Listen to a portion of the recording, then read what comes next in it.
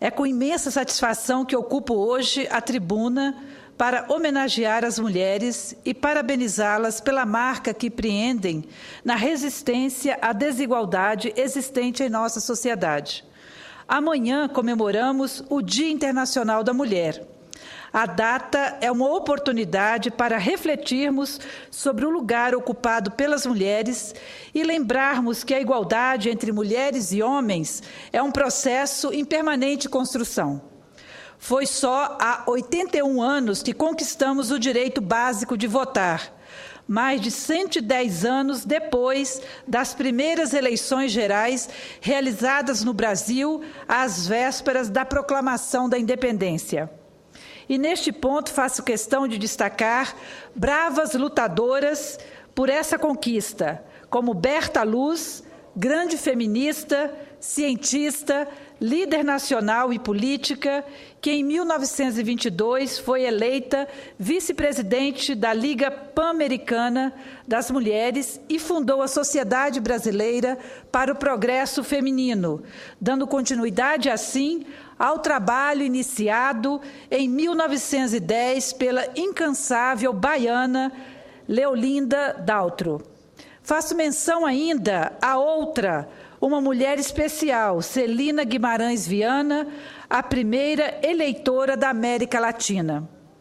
E, já que citei Berta Lutz, quero fazer menção à sessão conjunta de ontem, realizada neste plenário, onde homenageamos com o diploma Berta Lutz 5 mulheres brasileiras, 5 mulheres corajosas, 5 mulheres lutadoras. Entre elas, a capixaba Thelma Dias Aires, presidenta da Associação Feminina de Educação e Combate ao Câncer, a FEC, entidade que fica em Vitória, no meu estado do Espírito Santo. A história de vida de Thelma se confunde com a da FEC. É incrível a dedicação desta mulher lutadora para que os pacientes com câncer ganhem um tratamento mais humanizado. Em nome da nossa homenageada capixaba, quero saudar a todas as mulheres brasileiras e as mulheres do Espírito Santo. Não podia deixar de mencionar as outras 4 combativas mulheres que receberam ontem o diploma Berta Lutz, Adélia Moreira Pessoa, Amáblia Pinho Almeida, Luísa Santiago e a nossa deputada federal Jo Moraes, presidenta da Comissão Parlamentar Mista de Inquérito que investiga a violência contra mulheres no Brasil, comissão essa que sou relatora.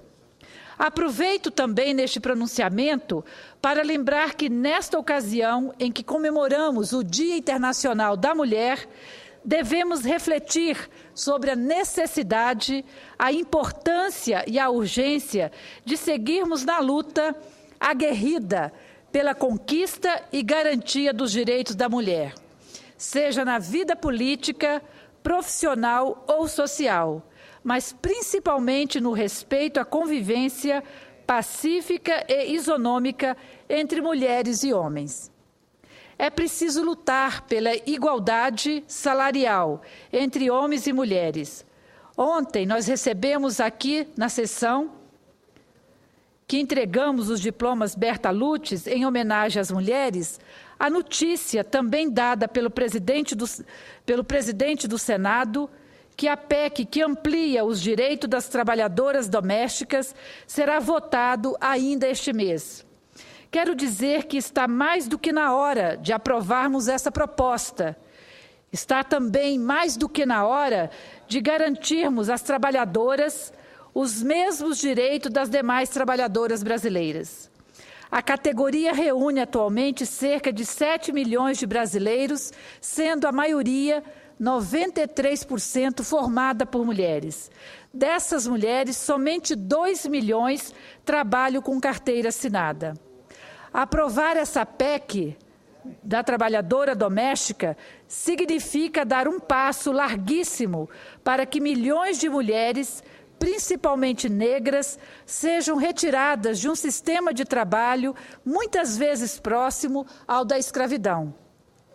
Aproveito para lembrar, senhor presidente, ainda que hoje as mulheres ocupam menos de 10% das cadeiras do parlamento brasileiro, contra uma média mundial de cerca de 20%.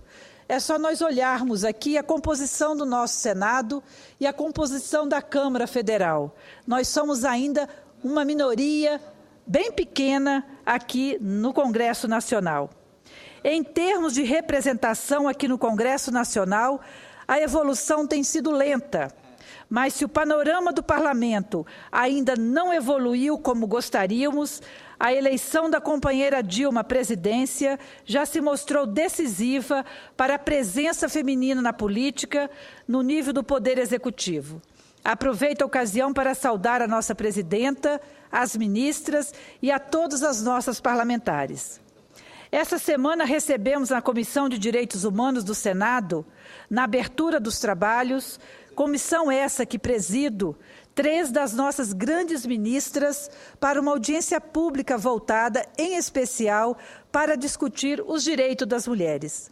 As ministras Eleonora Menecute, da Secretaria de Políticas para as Mulheres, Maria do Rosário, da Secretaria de Direitos Humanos, e Luísa Bairros, da Secretaria de Promoção da Igualdade Racial. Reiteraram aqui no Senado Federal, durante a audiência, os apelos para que o Congresso Nacional vote o mais rápido possível propostas em defesa dos direitos humanos e das mulheres em tramitação no Congresso Nacional. O senador Paim estava presente nesta audiência pública, muito importante, e que as ministras contribuíram, nos apresentando diversas propostas para o nosso plano de trabalho. Entre estas propostas estão a PEC das trabalhadoras domésticas e a PEC 30 de 2007. O texto dessa PEC prevê a licença maternidade de 180 dias a todas as trabalhadoras do país. A matéria tramita na Câmara dos Deputados. Lembro que, atualmente, a licença maternidade de 180 dias é garantida às mulheres no serviço público, mas facultativa nas empresas privadas. As ministras também destacaram, senhores senadores, a importância da proibição da demissão sem justa causa da trabalhadora pelo período de 7 meses após o parto ou a adoção, conforme prevê a PEC 515 de 2010, que tramita em conjunto com a PEC 30 de 2007.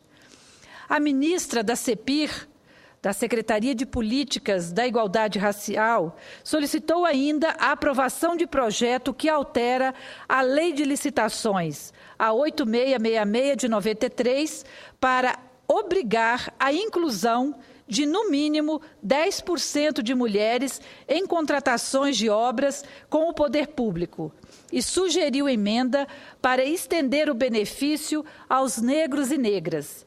A proposta tramita na Câmara dos Deputados como PL 2556 de 2011. A ministra da Secretaria de Direitos Humanos, Maria do Rosário, pediu ao Parlamento a aprovação da PEC 57A de 1999, a conhecida PEC do trabalho escravo que tramita aqui no Senado Federal. Ela também fez apelo para que votássemos o projeto de lei do Senado 587 de 2011, que cria o Fundo Nacional de Apoio à Pessoa com Deficiência, e o PLS 479 de 2012, que previne e pune o tráfico interno e internacional de pessoas. Quero destacar que apoio essas pautas e que vamos nos esforçar para que sejam aprovadas aqui no Senado Federal. Não poderia deixar de mencionar neste pronunciamento a questão ainda que envolve a violência contra as mulheres. Viver sem violência é um direito humano essencial, como o de não estar na miséria. Nesta ocasião, aproveito para reforçar que vamos entregar e votar o nosso relatório final da CPMI, que investiga a violência contra as mulheres, ainda este mês. o relatório trará um retrato fiel da violência contra a mulher em nosso país.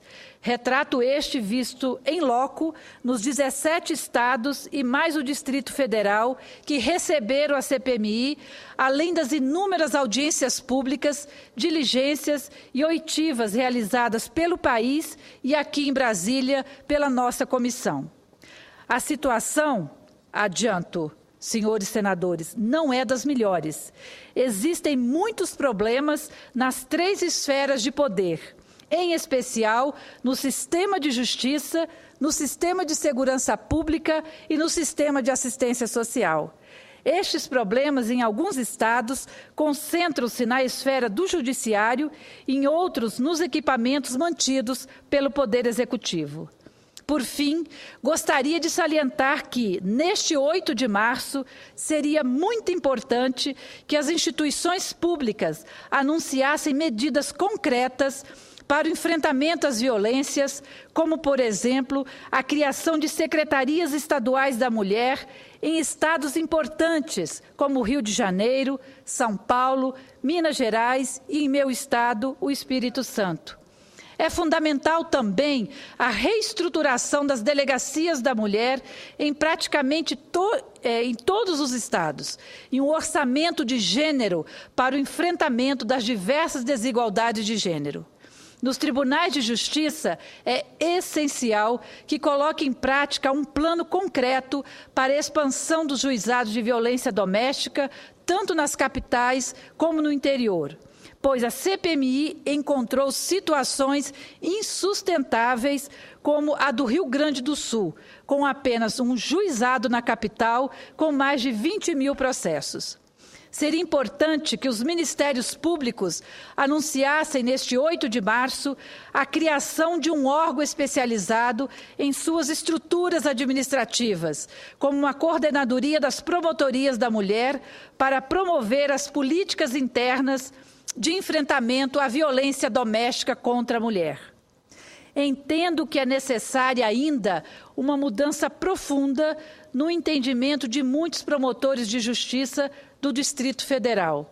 Para citar um exemplo, na sexta-feira, enquanto os promotores de violência doméstica do Distrito Federal decidiam que os delegados deveriam continuar concedendo fiança nos casos de violência doméstica, em uma postura de total descompromisso com a vida das mulheres, uma mulher, Fernanda Graziele Almeida Alves, de apenas 25 anos, era morta dentro do shopping Terraço, na capital de nosso país. Gostaria de solicitar publicamente ao Procurador-Geral de Justiça e ao Corregedor do Ministério Público que investiguem a violência de muitos desses promotores, que investigue a postura de muitos desses promotores que, além dessa ilegalidade, aplicam a suspensão condicional do processo, vedada pela decisão do Supremo Tribunal Federal. Necessitamos de promotores e promotoras comprometidos com uma nova postura em relação à violência doméstica e não com o ranço jurídico da impunidade e de delitos de menor potencial ofensivo.